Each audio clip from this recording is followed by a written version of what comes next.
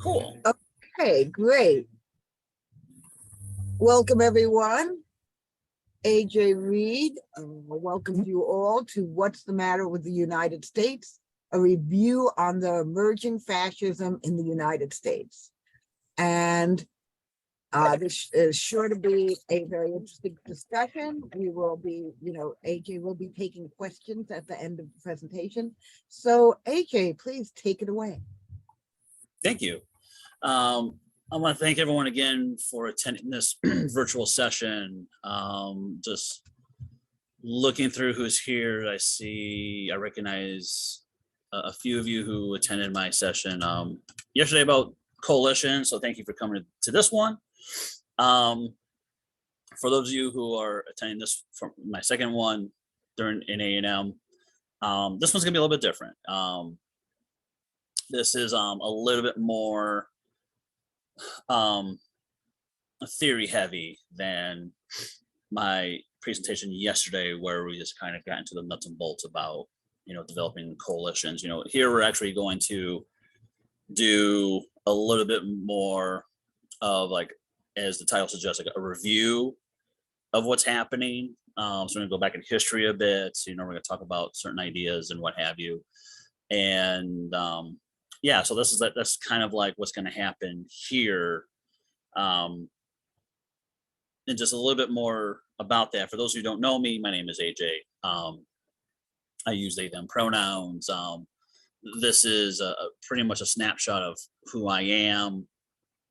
I've been an organizer for quite some time. I'm also a public scholar in the field of geography, where specifically I look at things like grassroots organizing, social movements, political violence, direct actions, crisis, all those things, in the areas of like cultural and political geography. And I've also been an active Green since 2007 at the local, state, and national, international level. So I have all these things happening here, and I'm going to lend some of my scholarship to this, as well as things I have observed as an organizer also. So that's what kind of lends why I'm doing this session. Even though this looks like a brief agenda, it's really going to be dependent on you, the participants, towards the end of the discussion. Because what I really want to do here is like have a healthy conversation about what is happening right now, and then what we can do as Greens and as as leftists, and what some of the things we can be doing when it comes to like organizing, when it comes to the things that are happening in our areas, so forth and so forth.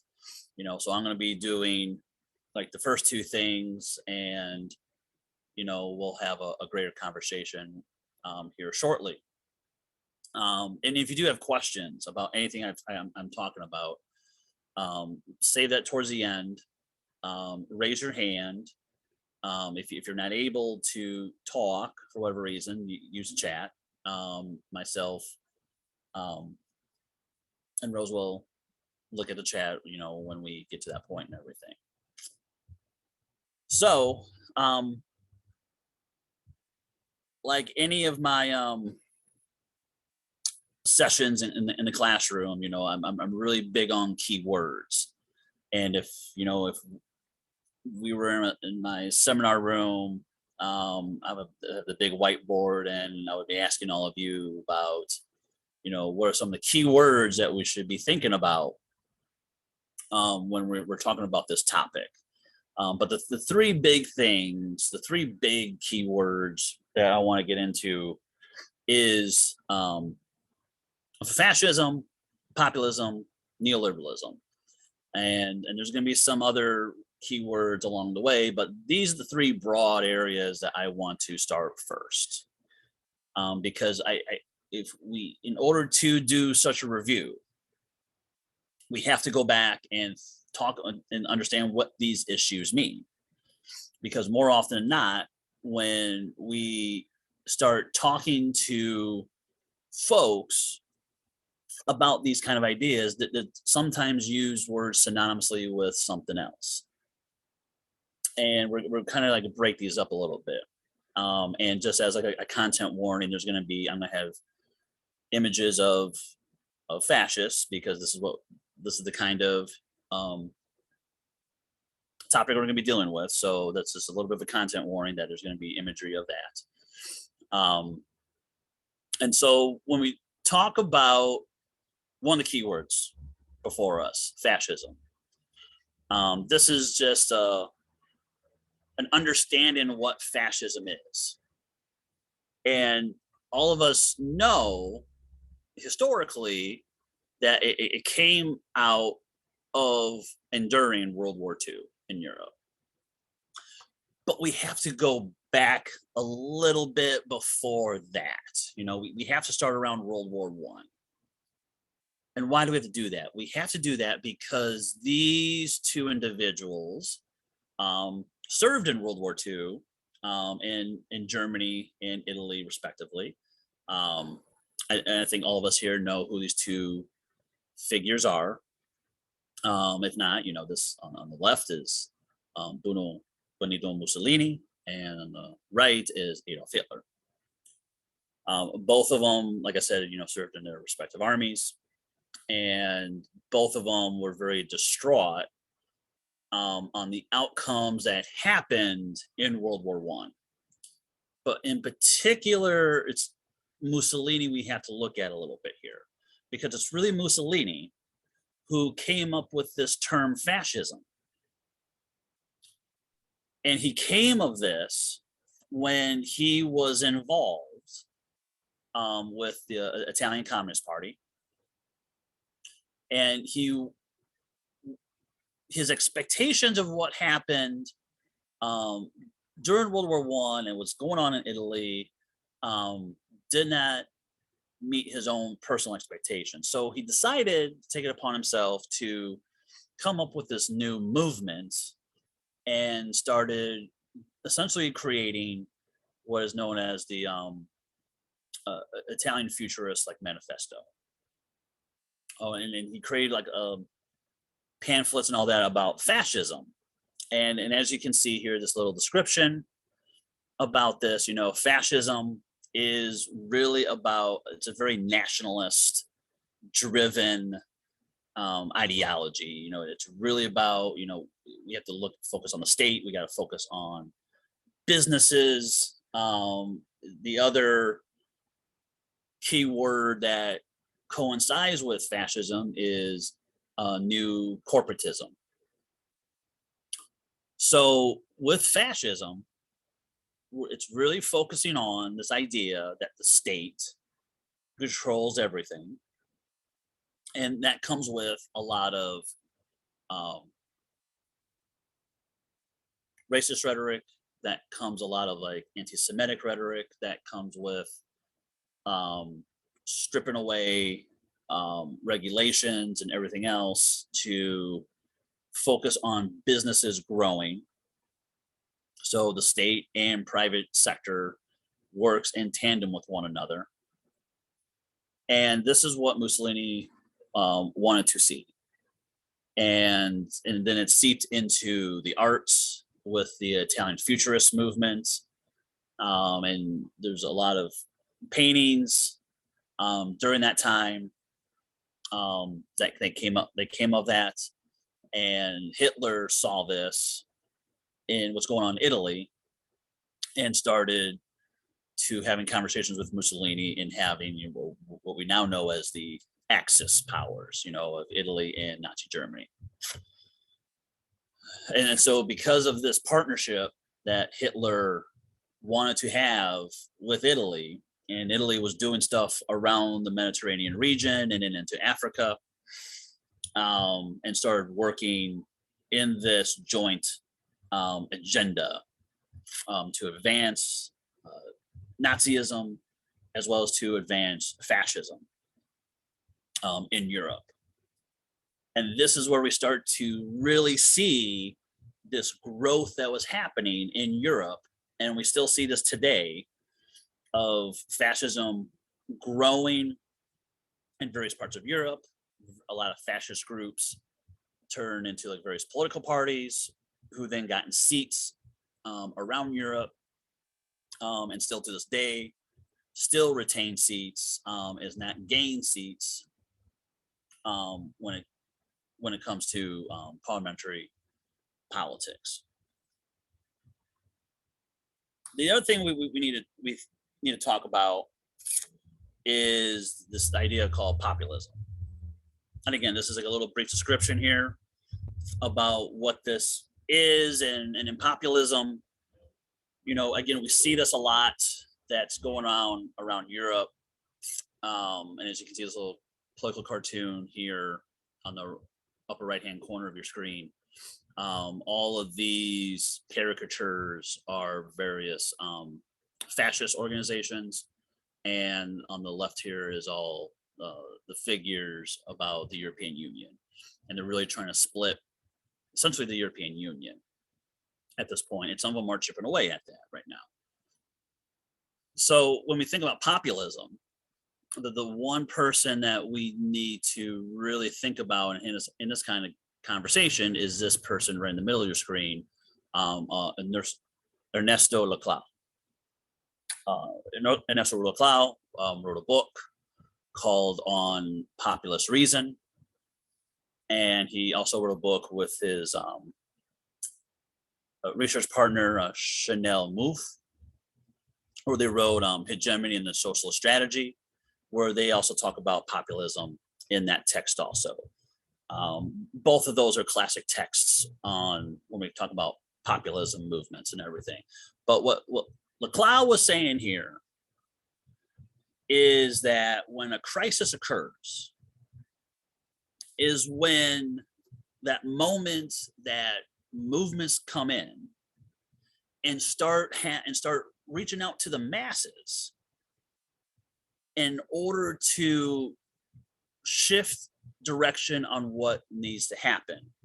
So when there's like an organic crisis or even a manufactured crisis, when that crisis occurs, and we're specifically talking about far right movements and far right groups, when something happens, these groups come in, they start espousing their rhetoric, they start putting out propaganda, they start putting out things that come across as actionable items of what they're going to do. And in fact, what happens is they provide these kind of like these false narratives, also known as empty signifiers, but like these false narratives that are very vague, that's really attractive to people, and they may not care if it pans out or not, but the things that they're saying is really attractive. And so once they get latched on to that is when they start building up these populist movements and everything.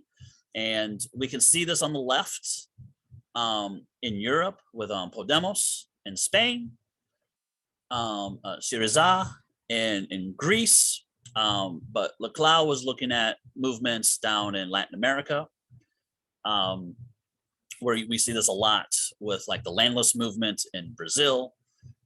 We start seeing this in places like Venezuela. We've seen this places in Peru, Chile, Argentina, so forth and so forth. But when we think about far right groups, this is what's happening right now. And I'm going to get to a little bit on how some of these far right groups, start creating populist movements, because it's really important on why it's happening. And then I'm also going to explain like some of the other things that have also been issues along the way. So if you guys want to like to take a picture with your phone, or you want to save your screens, these are various texts that you can read. There's a lot of these are on free PDF, files. You can just go to your local bookstore or go like bookshop.org to like purchase these if you like. You can also go to LibGen and download like the ebook that way. But some of these books are also on Verso publishing as well. The first two books I talked about, and then like the rest of these are other examples that you can look to as to about populism and particularly about the far right on how this has occurred. The one thing I want to note here, this second to last one here, Don't Think of an Elephant by George Lakoff. That's not more about populism than George Lakoff is a cognitive scientist out of California. He wrote this book many years ago, and it's really that first part of his book where he talks about how narratives are important, and it's important on how people get latched on to certain narratives. And then in that book, he talks about like George W. Bush, first campaign run, and how the one thing that was on repeat was this idea that he is a tax relief president. And he kept saying that. And a lot of people were voting for him because of tax relief, along with some other things that got him elected. But the idea here again is Lakoff is suggesting here that when we put out certain narratives and we start shaping it in people's minds, particularly in the masses, is when it can be crystallized or it can just be molded there. And that's something important that we have to understand as well. So these are texts I would suggest that you read. I would have a study group so everyone can understand what all this means. Be more than happy to help anyone to like start a study group or some sort of like community education program around these texts. AJ, very quick question before you start. There have been several people who have asked whether this PowerPoint will be made available. Yes, it will. And in fact, I was going to put my email out there for anyone who wants a copy of this presentation. And you can also contact David Doonan, and he'll be able to put that up with material. All right. Sorry to interrupt. Please go on. It's fine. Thank you for the question. So this next piece here is on neoliberalism. This is another important key word that we have to understand. Neoliberalism derived out the 70s. If you look here on the left side of your screen, these are four more prominent figures of the idea of neoliberalism. I mean, there's other folks that were behind the scenes, but these are the four. And if you don't recognize some of them, on the far left is Friedrich Hayek, in the middle is Milton Friedman, and there's Ronald Reagan, and then there's Margaret Thatcher. So particularly these two Austrian school economists, Milton Friedman and Friedrich Hayek. These two laid the foundation of what neoliberalism is today. I mean, as you can see the description here, it's really about a self-regulated market, and it's free, and really trying to strip away any interventions at all, in order for like the free market economy to exist and everything. And in fact, it's Friedrich Hayek who has said before that in order for the kind of economy that we need to have, is almost like a wildfire. And then in a wildfire, Um, it burns everything that needs to burn so that new growth can happen. And this is what he thinks needs to happen in an economy, that we need these recessions, which are wildfires, economically speaking, and for these recessions to happen so that the things that need to burn burns, and then the new growth comes out of those recessions. So this is one of the things that Hayek was saying. And then you have Milton Friedman, who was an economic advisor to uh, Augusto Pinochet in Chile, when he took over coup over Eladon, excuse me, um, in Chile on September 11th in the 70s. And Milton Friedman really was helping, the Pinochet's governments, and then was also advising other folks on, this idea of neoliberalism and everything. And then some of us know, who have lived around Reagan and Margaret Thatcher, on what they did to the United States and the United Kingdom, respectively. And we still see neoliberalism today. It just didn't stop with those two. We saw it with George H.W. Bush in the 80s into the 90s. We saw this with Bill Clinton. Much of his presidency, George W. Bush, Barack Obama, and Trump. So we have neoliberalism, and it still continued even in the UK, with its various prime ministers also. And then neoliberalism has also played out in other parts of the world also. And why we need to understand this is because while neoliberalism is a liberal economy school of thought, it really helps the idea of creating populist movements, far right populist movements, on what's happening.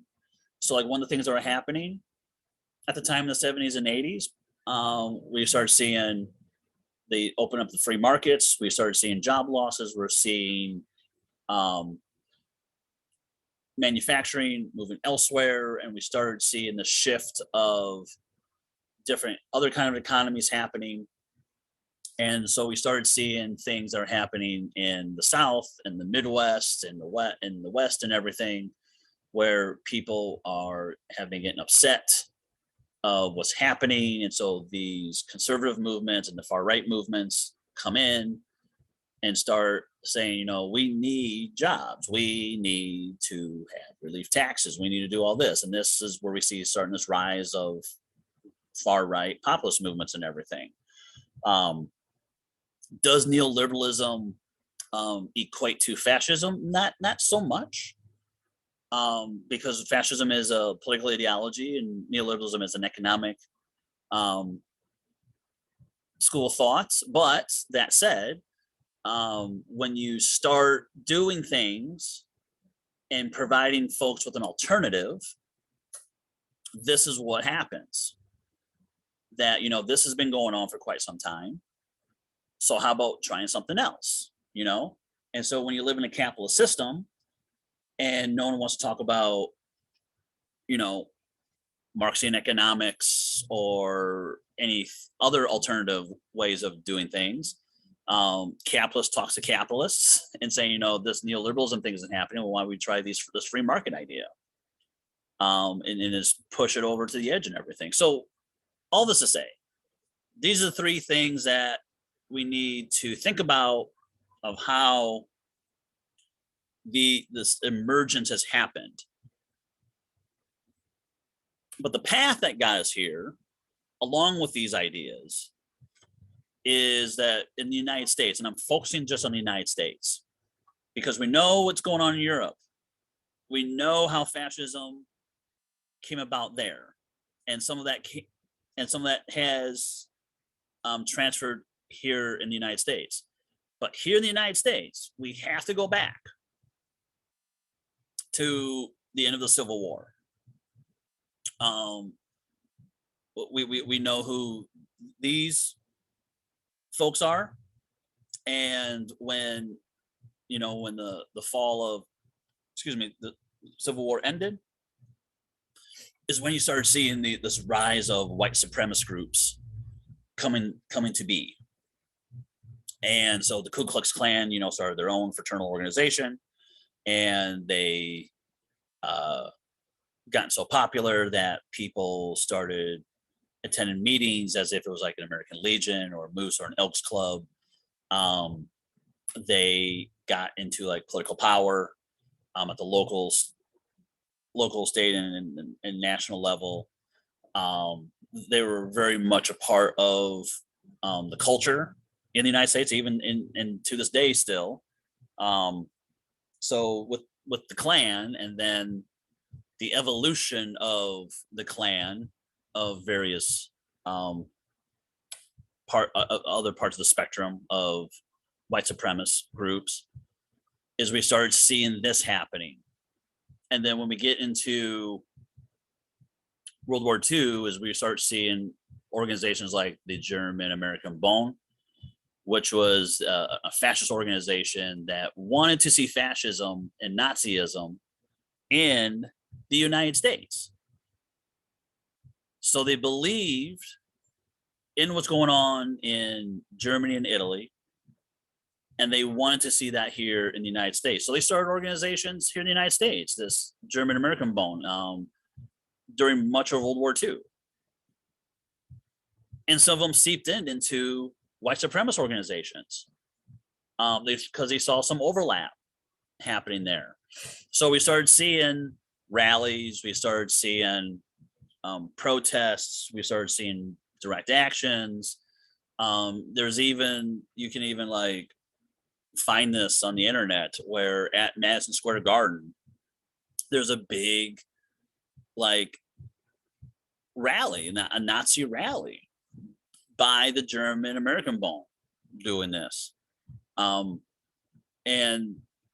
this is, we started seeing a little bit more of this relationship between white supremacy and fascism. So when we started seeing this and get into more into the 20th century, is where we start seeing like the American Nazi Party, which was a political party that a lot of groups started in the United States, and some ran for office.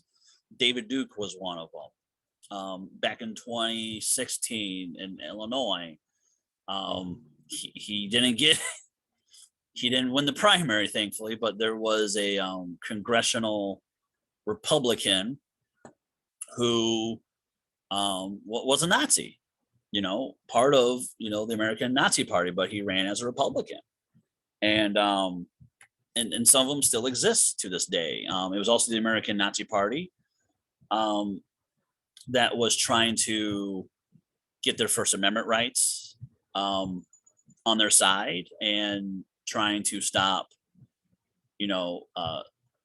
suppressing Jewish communities around the United States, and even Black communities. So we started seeing this, and then what you see here on the left-hand side is then we started seeing all of these things happening between George Wallace and Jesse Helms getting into office. We started seeing groups like the Creative Movement and Proud Boys and other far-right organizations and political figures, the continuance of social organizations. And then we started seeing now this emergence with Trump, with Bobar, with Taylor Greene, with, pick the person now in Congress or your state house or local level and everything. So we got onto this path here in the United States during the fall of the Civil War in 1875. And today we started seeing this growth, and a lot of people feel that all this happened overnight. That Trump is here, and then then this happening. No, like this has been growing. This has been a concern for a lot of years, and a lot of us have cried this out in our respective capacities. A lot of us have brought this to attention um, in various institutions, in the public square. You know, we have expressed this, but it has fell on deaf ears. And so this is the path on how we got us here. You know, and again, this is broadly speaking. I know there's some more nuanced things along the way, but for the purposes of this event, this is a slight oversimplification of what has happened here in the United States in this really short time frame. If you really think about it, it really grew exponentially since the Civil War, since World War One, since World War Two. It's just been growing and growing and growing. But there's other things that we have to consider, and I don't know why that slide is not there. Hold on.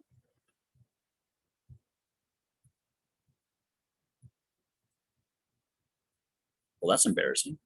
So there was supposed to be a slide of so there was supposed to be a slide that also talks about this path, and one of the things that when I talked about populism earlier, and it gets back on this path, is rural America, rural United States. Again, as an organizer for a little over 20 years now in the Midwest, and I'm not saying it's just primarily in the Midwest region, but this has happened in the South, this happened out West, Northeast, and all that. But looking at the Midwest, I have been to various rural communities where I have seen over time the growth of far right politics that have been happening. And one of the things that has happened is, well, for one, it's rural, you know, particularly the Midwest. We're known as a flyover country. So we don't get a lot of attention in the Midwest when it comes to national politics. And so it was also rural areas that have been hit a lot by neoliberal policies. And in particularly places like in Illinois, in Iowa, in Wisconsin, Indiana, parts of Michigan, Ohio, Missouri, in the Plain states, we started seeing a lot of jobs leaving, and then they left because they had to meet the bottom line, and so they went and moved their operations elsewhere, or they just ceased to exist. And there was always this cry on,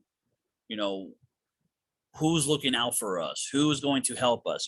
I need to live, I need clothes, I need food, so forth and so forth. I need to pay off certain debts, but no one was responding.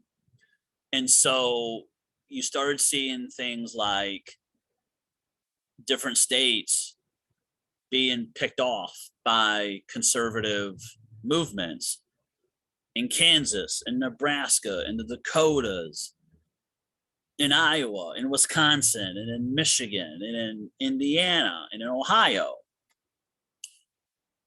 And there's this other classic text by Thomas Frank called "What's the Matter with Kansas?" I wrote a piece during Scott Walker, former Governor Scott Walker's first term and recall election, where I title it, well, what's the matter with Wisconsin? Where I pointed out that even in a state like Wisconsin, where two counties bring in 45% of the state's income, Dane County, which is Madison, and Milwaukee County, where obviously, as the name says, Milwaukee. That area, that southeast part of Wisconsin, as well as that central part where Madison is, a lot of people are fixated on that and not worrying about, small towns like Rice Lake, Spooner, Viroqua, New Glarus, Monroe. They weren't paying attention to any of these towns, and because of that, people had to cling on to something, and so they started listening to conservative ideas. Those conservative ideas then evolve into more far right ideas, and we start seeing some of the policies that are happening right now. So that's the rural United States. The other thing is something that doesn't get talked about often, is the idea of how pacifism really upholds white supremacy, racism, sexism, and a myriad of other oppressive behavior. And this is where I think I'm going to be a little bit more controversial in this session, where there's this idea of like this pathology of pacifism, that it's one thing to be nonviolent, but to be nonviolent insofar that you don't do anything to quell far right movements and far right behavior, so that you can meet middle ground, so that we can probably work together, so that it's my neighbor and all this. Like, if we can't do anything non-violently, and then because of this we start seeing folks again getting elected, advancing policy, so forth and so forth. So this idea of pacifism that often gets misconstrued, of what Martin Luther King was talking about, to a certain degree what Gandhi was talking about, that when it comes to pacifism, that yes, we can still be nonviolent, we can still do a boycott, we can still do a sit-in, we can still do that, but at the same time we also have to take action when something's being directed towards us. And we've seen this with Jewish movements during World War II, where they fought back against fascists there. We start seeing things during the civil rights movement, where some organizations, took it upon themselves to push white supremacists out of their areas and everything. And the same way with the queer and trans movement, the same thing with feminist movements. We start seeing this everywhere, so we can still be nonviolent, but we also need to address, how we're going to meet fascists when they start attacking us, either it's physically or economically or whatever the case may be.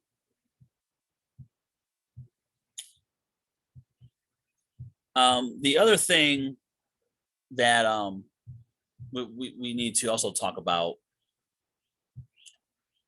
and again, it's about this in Europe. I'm just going to mention this one more time, that some of the things in Europe that were happening did start seeping in. So we started seeing a lot of like Nazis being, as soon as World War II ended, partly in the 30s, but also in the 40s, we started seeing like Nazis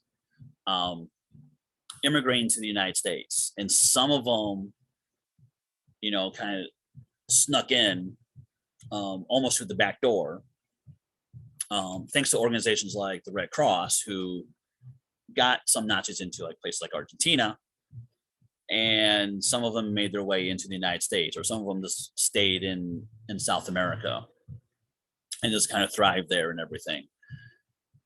But over time, we also started seeing organizations like Golden Dawn, which was a fascist organization in Greece, and they started opening an office in Chicago. So again, I just wanted to reiterate that this, the things that are happening in Europe, started spreading out into other places while the stuff that's happening in the United States were happening at the same time and started merging and everything. All that said, this is a folk art piece during under Pinochet's regime. There was a lot of textile cooperatives and collectives by women who started designing this patchwork designs. And I do believe, and someone please, if know better than I, please correct me, but these aprellas are just like are quilted on here, so they're different patches, and some of this patchwork were from shirts or other materials that they had at the time, and they depicted imagery of what was going on either in their village or a nearby town or in their region and everything. And in this one in particular is fighting for justice under the dictatorship of Pinochet.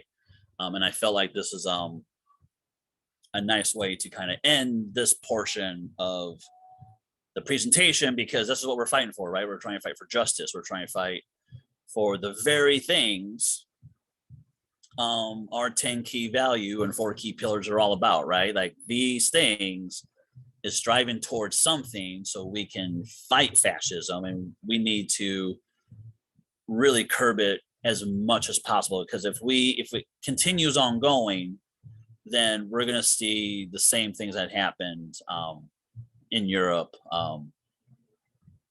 during the middle part of the 20th century. So with that, I'm going to open up for discussion. Any questions you have? What do you got?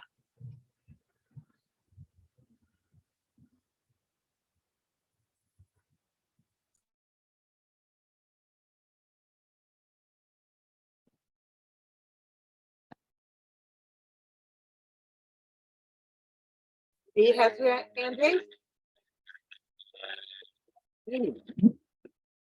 Then after Amy, Justin Beck. Yes. Okay.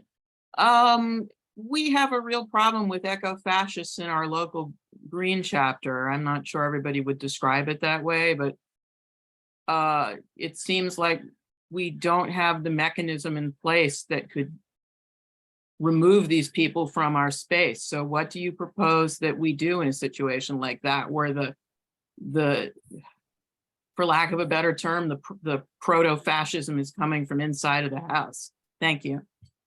Yeah, this is also a growing concern, because we're seeing this in our own party, right? It's happening in the Green Party. It's even happening in other leftist organizations,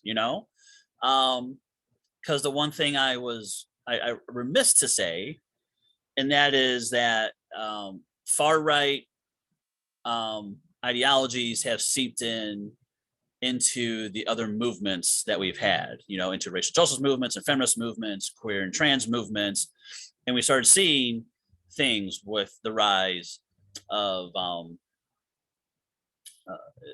anti-LGBT legislation, fighting against anti-immigration policies and everything. And even to your point, even eco-feminist work and everything. And so, but to your question, this is where it gets a little muddy. And when I say that, I'm going to go back to what I said in my presentation yesterday about coalitions, which is what is the decision-making process that's happening and in this case, your local. Now, we all go by consensus, right? So we all follow consensus. We all have followed formal consensus to the best of our ability, you know? And so what I would say is like, if this is happening in our locals and in our state parties and so forth, um, we need to have like these serious conversations with our members, you know, have these one-on-one with members and really start getting that kind of consensus there. And then, you know, what are the things that need to happen in order to, if it requires a removal of folks because of stuff, then so be it. If it's a change in the policy of something, then so be it. Because if we just keep plugging holes in the dam is going to fall on us in water and we're going to be flooded out, you know, and that has happened in some places, you know, but if we have conversations with our folks, if we're engaged with our members and the members are on the same page as with us, then it's a no-brainer that we can try to remove certain individuals who are trying to shift our locals, our state parties, and our the confederacy of the Green Party in a direction that we just don't see fit, you know. But it has to start at the local level and it has to start at the state party level to have those conversations and then make the necessary actions that need to happen. I hope that answered your question, Amy. Next on stack is Justin. Justin, go ahead. Hi, good afternoon, AJ and everyone. And is that you, Rose? That's Yes. facilitating? Oh, hi, Rose. So great presentation, AJ. My question and my thought here is, you know, I often, you know, describe, you know, fascism both from the Democrats and the Republicans through neoliberalism. You know, there's that blending of the two parties there. Republicans are fascist in certain ways towards oppression of minority populations. And, you know, the Democrats are fascist in their views of censorship and in limiting democracy on the ballot, in the case with Green Party in particular. But I'm curious, AJ, you know, with calls, you know, by, you know, some of our presidential candidates and, you know, Cornel West kind of talking about going into Trump country to try to win those voters. You know, how can that be done in a way that is, you know, in keeping with our pillars and our values, while at the same time winning over the people in those areas that have, you know, gone along. They're disenfranchised Americans that have gone along with certain propaganda and, you know, and those are people that we could potentially win to our side. You know, how do you kind of see that line with how our presidential candidates, for instance, can approach people in those parts of the country that are not really in line with our values yet, maybe could be brought into line? Over. Yes. This is something else that needs more conversation, you know, because this can't be done, you know, in the next few moments that we have with each other right now. But while we are with each other at this moment, what I would say, and I've said this before in other places, and some of you have even attended previous works that I've had in person at A&Ms and previous A&Ms and everything, which is that we have to talk to people where they're at. So when we're talking about urban environments, like when we're talking about bigger cities, you know, so we have to meet people where they're at. We have to talk to them and understand where they're coming from. We have to 80% listen to them and do 20% of the talking.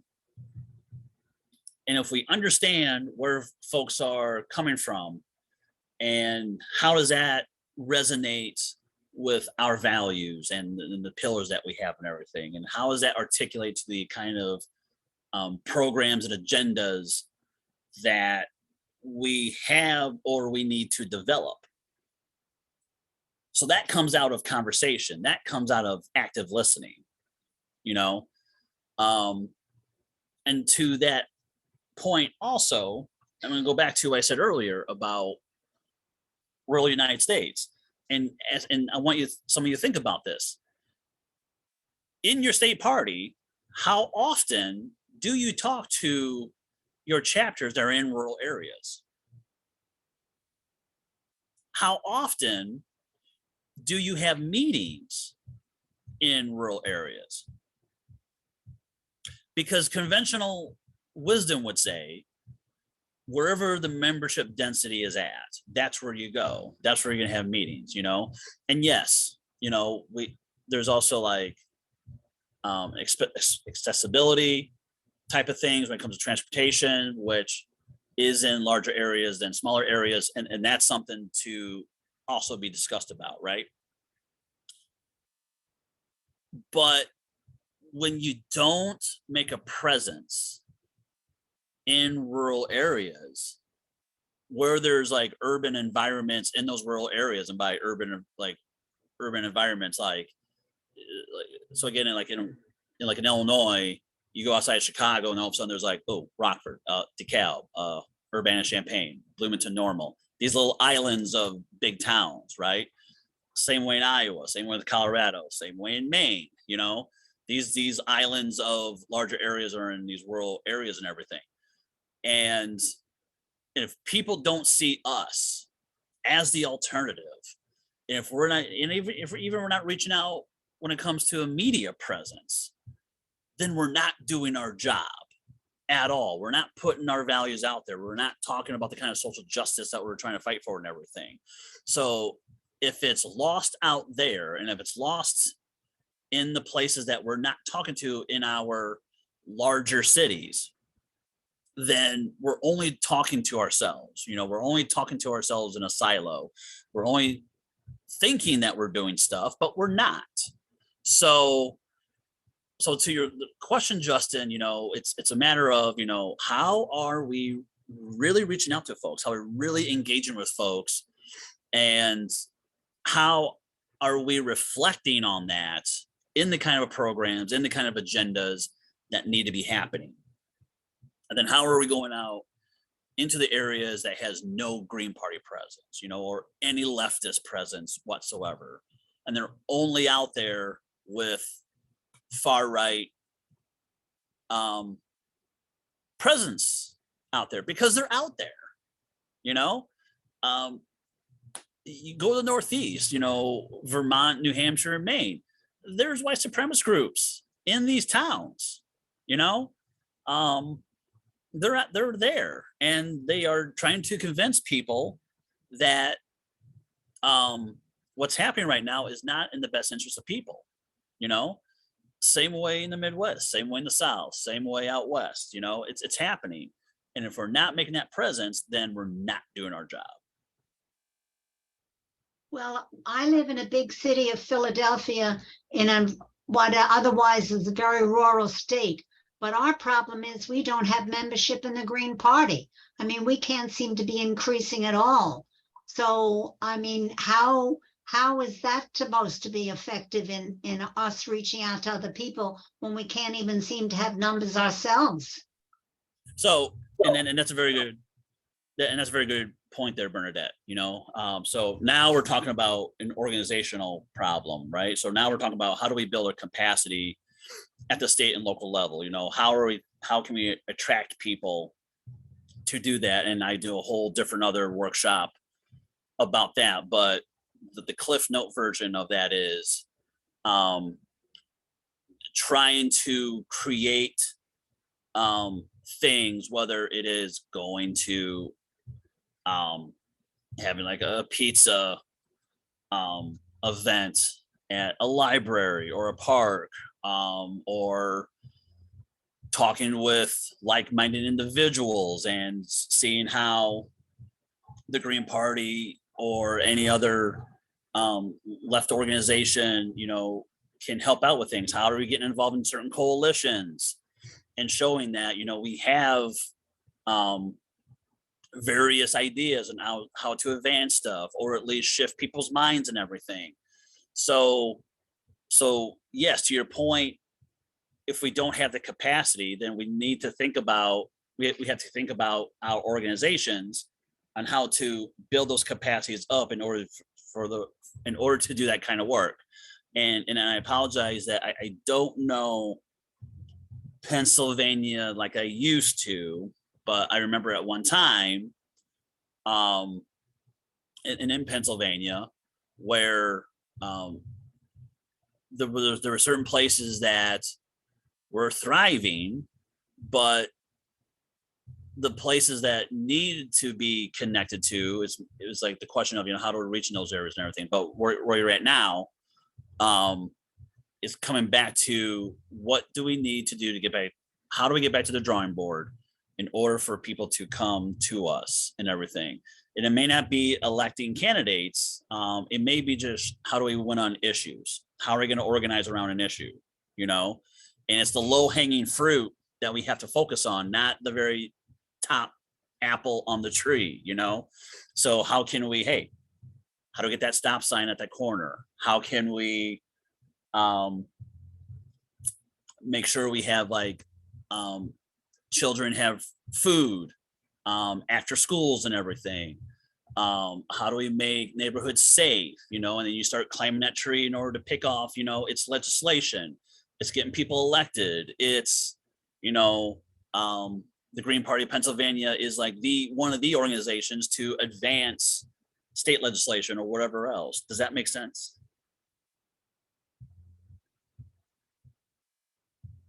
Yes, thank you.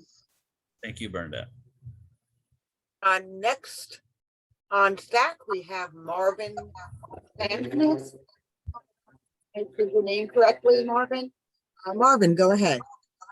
Well, I'll tell you, a drawback that I've found in the Green Party, I've been politically active in Oregon since 1965. And I had never been called a racist or a fascist or a white supremacist until I came to the Green Party 9 years ago. And I thought, what the heck is, why we focus on these extremely emotional titles to call fellow Oregonians or fellow Americans or fellow activists. I mean, I think we've got to be more open to all, to every kind of political thinking if we want to be attractive. So, thanks. Yeah, I guess what I'll say to that is, if something needs to be called out, it needs to be called out. If something's racist happening, whether it's overt or covert, it needs to be called out. Same way with sexism, transphobia, class division, like those things like this need to be called out and everything. But when we're talking about group dynamics, is that while we're calling these things out, but also trying to have conversations with people, and have these conversations on, this is what is being observed, and having these tough love conversations. And I think that's the one thing that we don't do, not just in the Green Party, but other organizations I've been involved in, that it's one thing to say, hey, that's racist. And that's it, you know? So he called it out, but now let's have this conversation. Here's why it's coming across as this, you know, here's why this is so. And if we don't do that, in order for someone to either change their mind or to shift thinking or whatever the case may be, then we're not doing things that we need to be doing, what have you. But to the other point of trying to be opened up and be expansive, at what costs? You know, I mean, and I've lived in Illinois, and I live now in Wisconsin. So you have a state like Illinois, like other places where you live in a one-party state. And in Illinois, it's Democrats. You know, in Wisconsin, you have a Democratic governor, but with a Republican state house. Are there certain progressive things that I'm going to be in coalition with? Yeah, sure. Are there certain hard lines I'm going to have? Yeah, absolutely. And I make that very prevalent that I have certain political hard lines. But I'm also going to, you know, work with, if I'm in coalition with folks, I'm also going to look towards those in the room like, okay, so you guys do well with this. How about you handle this and come back to the group and everything? You know, here's what we can do. We'll handle that end and what have you. So yeah, I mean, it's again, one thing to be, you know, being strategic about things, but it's another to really set hard lines as to what needs to be happening and everything. Because I've seen this thing be expensive before and it doesn't pan out. I've seen folks who welcome in like conservatives and it doesn't pan out for them whatsoever. And trying to get like Democrats involved in everything, and then that doesn't pan out also, you know. And that's just been my experience, you know, over the last 20 years. Am I missing someone on stack? Not seeing another raised hand here. Okay, I'm trying to get through the chat. If I miss anything, if anyone did say anything in the chat, can you just restate it here, if you can? If not, can you resubmit it on the chat so it's bumped up if it were?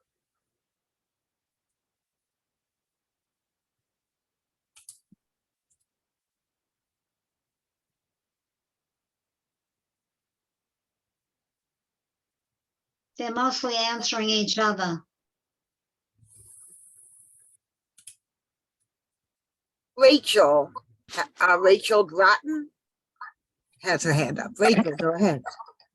Hi, I wanted to speak to Bernadette's earlier question about growing her party locally, but having a small base to work from.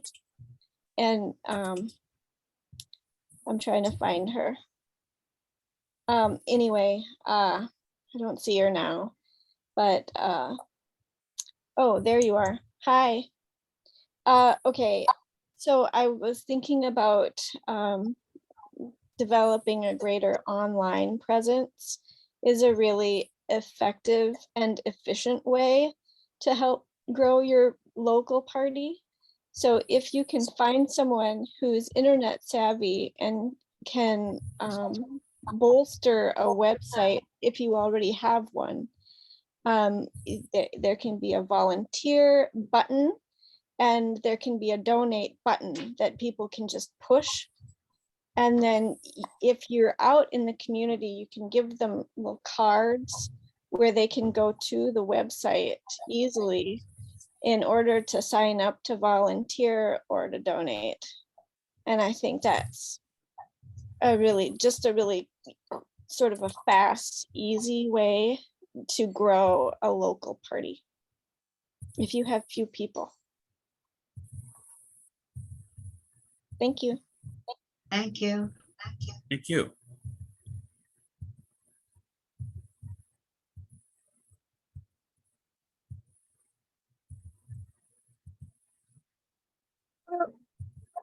AJ, if there's no further questions, I actually have a question I think is relevant. Noah, I will ask after Noah. As a facilitator, I really shouldn't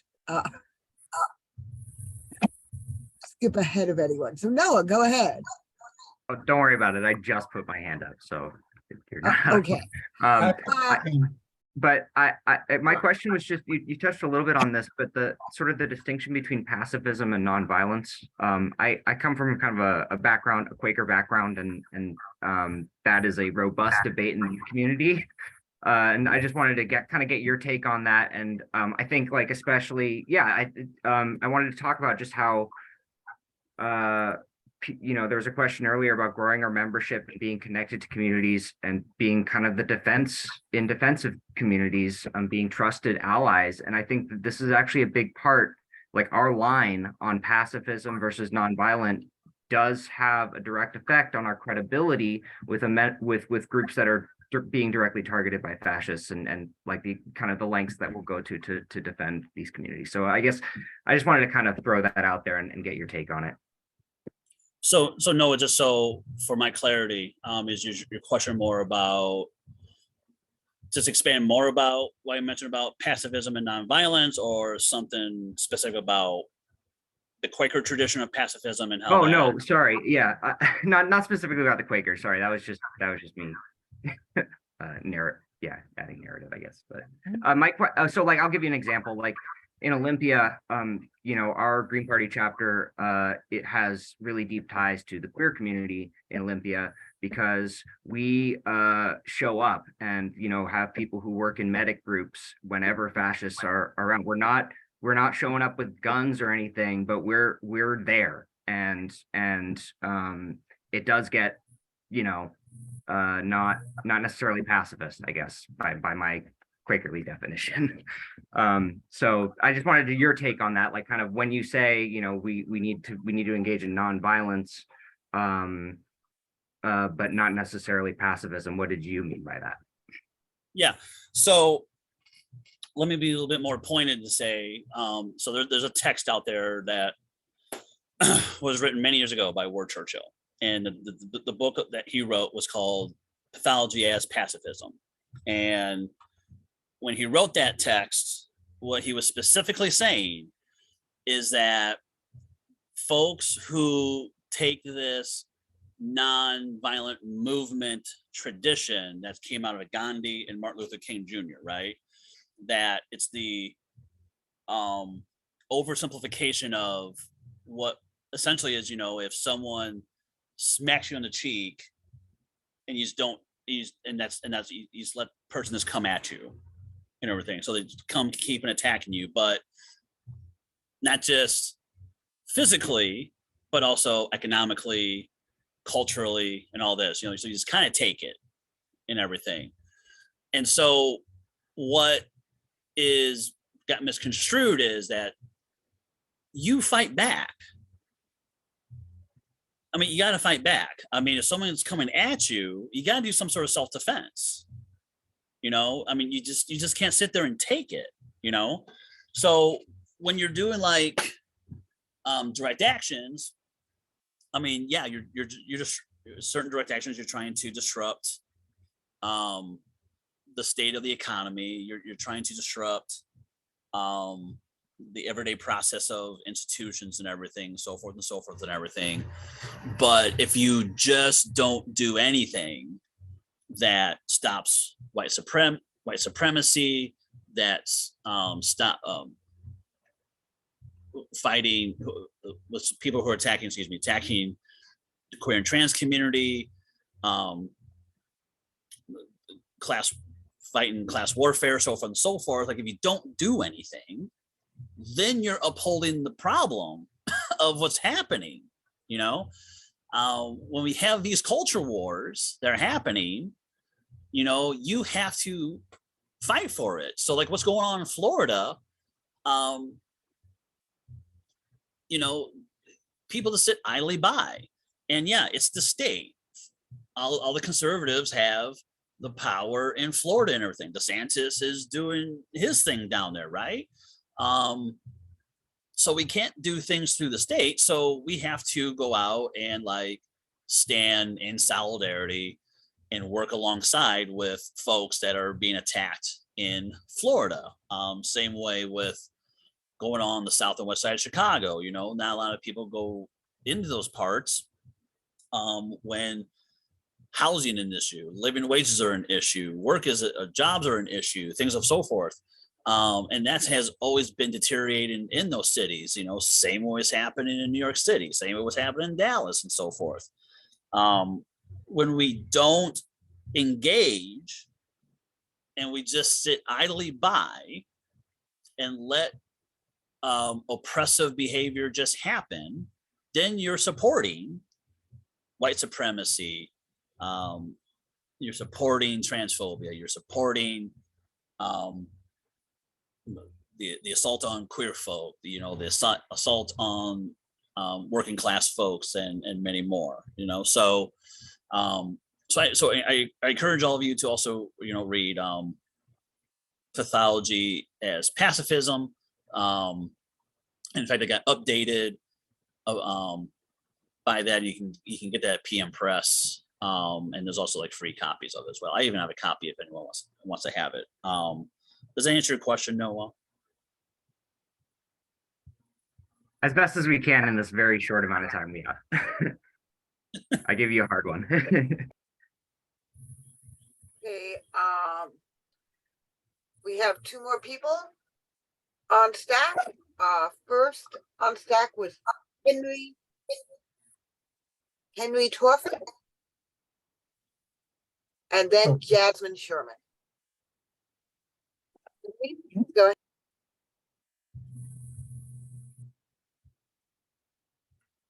Who, me? Yeah. Yes. Okay. Great. So what I find is that the duopoly seems to have used voter suppression by creating apathy, by not really giving us a choice between Democrats and Republicans. They're both to the right. One is the party of Reagan, which is the Democratic Party, and the other is the party of Trump, which is a Republican Party. And so leaving us with no choice, many voters just seem to be apathetic and not even wanting to participate in the process whatsoever. And what we as a party need to do, as a Green Party needs to do, is try and get rid of that voter apathy. And I think Dr. West gives us a great choice to open up that process to get people re-energized again to fight that voter apathy and to hopefully destroy the Democratic Party completely, so that those people will have somewhere to go. They'll either go to become Republicans, or they'll come to the party that has destroyed it. What do you think about that concept? Can you say that last part one more time, please? Which part? The part about destroying the Democratic Party and sort of giving us the choice of either going to the right or coming to the Green Party? Yeah, I think we need to destroy the Democratic I can Party. speak to that. Yeah, Yeah. I can speak to that. So that was the other thing that was, I don't know why that slide disappeared, so I apologize, everyone. But that's like one of the things I was also going to point out about that. We live in a two-party state in the United States, right? So we're only given Democrats and Republicans, right? And we all know that both parties have developed policies to, suppress and censor, all of us on the ballots, and I don't need to tell y'all about ballot access numbers because we all know this, right? And so like, this is like the thing, this is the one problem that we have in an organization like ours, because we focus on electoral action. So it's getting people elected, right? Which is fine for the purposes of what the Green Party is supposed to be doing, you know? And we need to be fighting to get ballot access in order to get candidates onto the ballot at the local, state, and national level and everything, right? And so, and hopefully everyone is getting involved in like ranked choice voting groups. So in order to pass those kinds of legislations and everything. But while that's happening, we also need to be doing the other piece, which is organizing. So while we're trying to get folks on the ballot, which is all well and good, and I have done my fair share of trying to get folks onto the ballot and fought things legally to get folks on the ballot. We need to be focusing on the other side, which is the organizing to show people that the Green Party is a viable organization in order to do the things they need to be doing, so people can come to us and saying, well, we can't do this because of this voter suppression is happening. So people's eyes are now being opened. I'm like, okay, so we'll help you out and provide the necessary funding or get them a certain amount of folks involved and hopefully advance whatever legislation needs to happen and everything, you know? So because we live in a two-party state, is the reason why various right-wing policies have seeped through into the state, you know? And it's not just Republicans, Democrats have it too, you know? We've seen this in the 90s with the New Democrats, right? You know, with Reagan, with Pelosi, with Biden, with all these folks, right? All of these folks have upheld neoliberal policies, you know, the very policies that they were fine with Reagan and to some degree George H.W. Bush and everything. And they just transferred into, you know, like, well, we're not conservative, you know, we'll fight for this, but they still advance neoliberal policies and they still put forward legislation to not have third party candidates on the ballot. And a lot of them will say, well, we're doing this because we don't want, you know, Nazis on the ballot, which, yeah, that's a valid thing. But what about a green? What about a socialist? You know, like what about folks who provide certain ideas, you know? Because if you're trying to stop one thing, then you're also leaving out other groups that have a real alternative when it comes to electoral politics, that is, you know? But that said, we can also show people what real reform is by doing stuff at the grassroots level, by organizing, so people can see that we're doing something that's not just electoral action. And I'm not saying stop electoral action, but show folks that we can still win things at the ground level and build trust in those communities. And so that we can get people on our side and then hopefully advance the kind of policies we want to see at the local, state, and national level and everything. We have a little time, but we have time for Jasmine's questions and then closing remarks by AJ. I didn't mean to cut you off, but I just want people to know that we were, you know, on our final question. And thank everyone for being here. Jasmine, go ahead.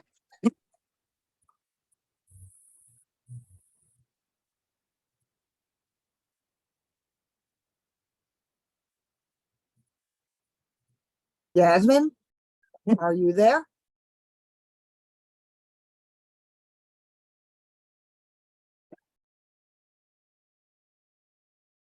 Okay, we may have lost Jasmine. I'm not sure she's not responding. Oh, wait, never mind. Hi, Jasmine. So sorry about that. Go ahead.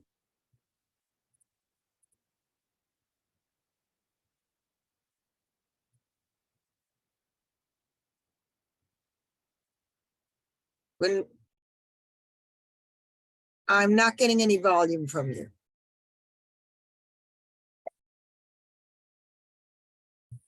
me now? Yeah. Okay. I apologize for that. What I was trying to say is that when you were making your description of pacifism versus nonviolence, it left out a lot of nuance about why a person of color cannot just automatically say that we're going to walk the path of nonviolence. It also felt a little disingenuous with the way that you described what Martin Luther King and some of the people that participated in the Freedom Ride movement went through, because it wasn't just get slapped and don't do anything. Those people trained for that events. And so I just want to say, I hope that as the Green Party works to be more inclusive, we work on decolonizing, because part of the thing that turns people away of other groups is that when you go to a big convention, the leaders of that convention are sometimes using harmful language, right? For example, you showed a swastika and Hitler and Mussolini without giving a trigger warning ahead of time, right? You shouldn't show that kind of content prior to warning people. And so I'm just hoping that we take some feedback and work on being more intersectional, because we will have an easier time getting more young people involved, more diverse populations, if we are mindful about white fragility. I know that sometimes people are uncomfortable with being called bigots and having racism being pointed in their face, but it's just as uncomfortable for the people who are daily experiencing that racism, who are daily living with the consequences of white silence. Thank you so much for having me. I am 100 signatures short from getting access to your ballot. So please, if you could follow the link and go to jasminesherman.com. Thank you so much. Thank you for that, Jasmine. And if I didn't mention it quite clearly at the beginning, I apologize, because I thought I did mention that there was going to be imagery of fascist and white supremacist imagery in my presentation. You and did, you're AJ. right. Good. And Jasmine, you are right about certain nuances. There are certain nuances that were left out. That there were folks who were trained in the civil rights movements that were doing that kind of stuff, and that I should have expressed that a little bit more. And I guess more my point when I was talking about things that were happening when about nonviolence is that folks just overlook other things that Martin Luther King was also talking about, that when it comes like the Vietnam War and class warfare, that we should be standing up like to the states as well as institutions and everything. So thank you for all that. So I'm going to be very brief in my remarks, and that is that, as I mentioned, all this has not happened overnight. It just didn't start with Trump. It also didn't start with George W. Bush. This has been going on since during the 19th century and into the 20th century. And the things that were happening in Europe have translated into the United States, and the things that were happening here were also growing also. And so we need to be cognizant of what fascism is and the things that have folded into fascism. We have to really understand what populism is and how that has played a role in the emergence of what's going on in the United States, and then as well as how neoliberalism has chipped away a lot of the very things that some of you have addressed on why people feel distraught, why the things that are happening and what have you, that leads toward populist movements that folks get into these far right organizations, as well as borrow far right rhetoric too, even if it's not a conscious thing. It happens that when we co-opt language, or we're hearing language and we don't know what that means, and we just use it in order to advance certain things or express certain things, that if you don't know, then you have to understand like some of these keywords and the other keywords that tag along with those things. So I hope this was, you know, a fruitful conversation. And I apologize for no real takeaways for this, but I mean, if folks would like to see like this presentation, I'll be more than happy to, where is it at? Here we go. This is my email.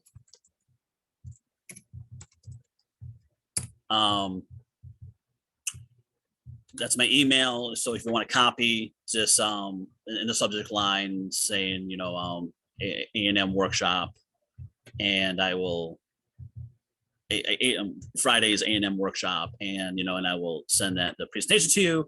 Or if you have any other questions, I'd be more than happy to talk to your chapter, whether it's in person or virtual, on different things, not just this, but on organizing, on campaigning. Be more than happy to help folks out, because we need all the tools and resources possible to fight for the things we need to be fighting for. So I want to thank you all for taking your time to attend this presentation, and it's much appreciated, and I hope you're all doing well where you're at right now. Thank you all so much for being here. It's been a pleasure. Everybody, a round of applause for AJ for this very thoughtful discussion. Yes, I know we can't all hear it, but see, there's a little applause icon coming up. So thank you all so much. And I'm stopping recording.